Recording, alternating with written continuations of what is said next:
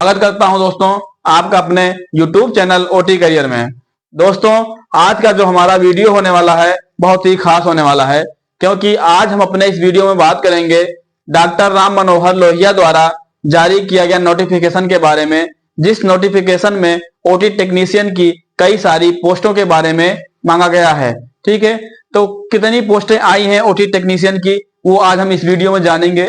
उस OT technician की post के लिए क्या क्या एलिजिबिलिटी होनी चाहिए, क्या क्या क्राइटेरिया होना चाहिए, कितने साल का एक्सपीरियंस मांगा गया है, ठीक है, और उसकी फीस कितनी है, ठीक है, वो आज पूरा हम इस वीडियो में जानेंगे। और कितनी पोस्टें हैं ये जानेंगे। ठीक है, तो आज हम देखेंगे कि कब उसका फॉर्म आएगा, कब तक नोटिफिकेशन तो आ ही गया है उसका कि वैकेंसी आने वाली है, कब से फॉर्म भरा जाएगा आपका वो हम बताएंगे।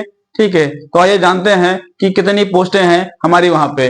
तो वैकेंसी कहाँ पे है, डॉक्टर राम मनोहर लोहिया इंस्टीट्यूट लखनऊ में वैकेंसी आई है। ठीक है, 2000 मार्च 2024। ठीक, दूसरा ओटी असिस्टेंट जिसकी कितनी पोस्टें आई हैं वो हम देखते हैं।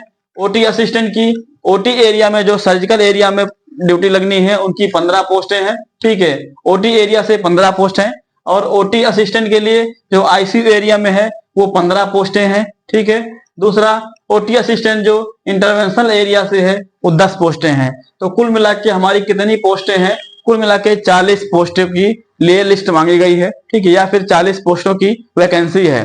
तो इस वैकेंसी को भरने के लिए कौन कौन इसका फॉर्म भर सकता है। ठीक है, तो उसकी एलिजिबिलिटी क्या होगी, उसकी एज क्या है, वो आज हम पूरा अपने इस वीडियो में जानेंगे।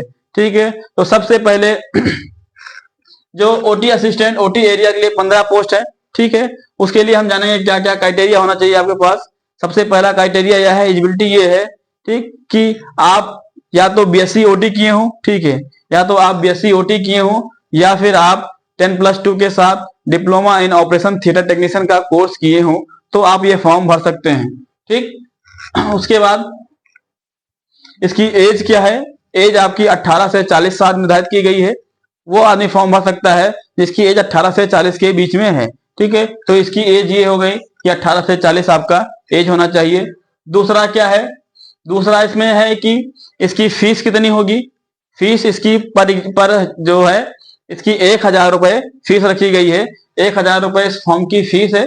ठीक है, यदि आप ओटी एरिया में फॉर्म भरना चाहते हैं या आईसीयू एरिया में फॉर्म भरना चाहते हैं, यदि आप दोनों एरिया में फॉर्म भरना चाहते हैं तो आपको अलग अलग फॉर्म आप भर सकते हैं, जो कि बहुत ही इंपॉर्टेंट है। आप तीनों में फॉर्म भर सकते हैं, लेकिन आपको अलग अलग फॉर्म भरना होगा और आपको अलग अलग पेमेंट करना होगा। ठीक है, तो यदि ओटी एरिया में आपको फॉर्म भरना है तो आप 15 पोस्ट है उसमें फॉर्म भर सकते हैं।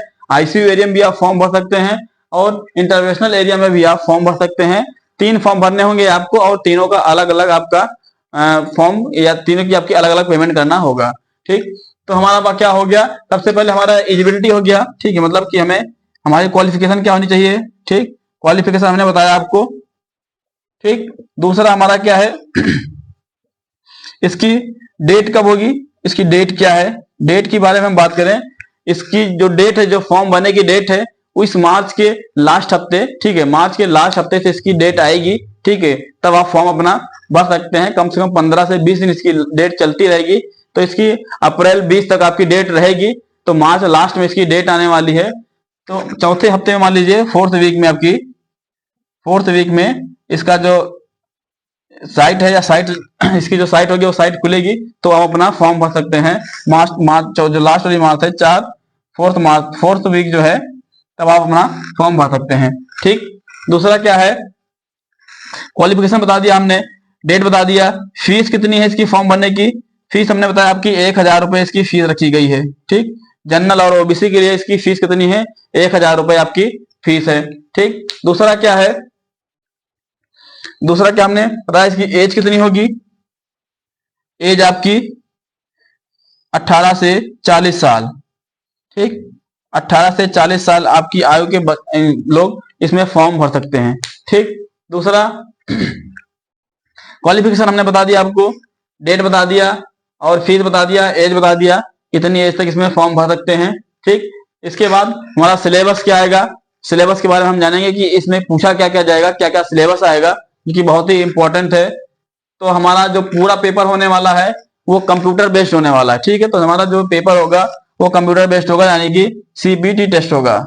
कंप्यूटर बेस्ड टेस्ट है आपका। ठीक, तो ये ऑनलाइन एग्जाम होगा इसका। ठीक है, इसका एग्जाम जो है, इसका एग्जाम ऑनलाइन होगा। ठीक, कंप्यूटर बेस्ड होगा।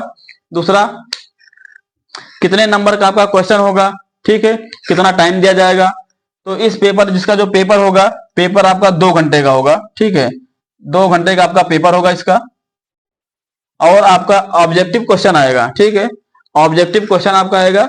2 घंटे का आपका पेपर है, ऑब्जेक्टिव आपका क्वेश्चन है, ऑब्जेक्टिव आएगा।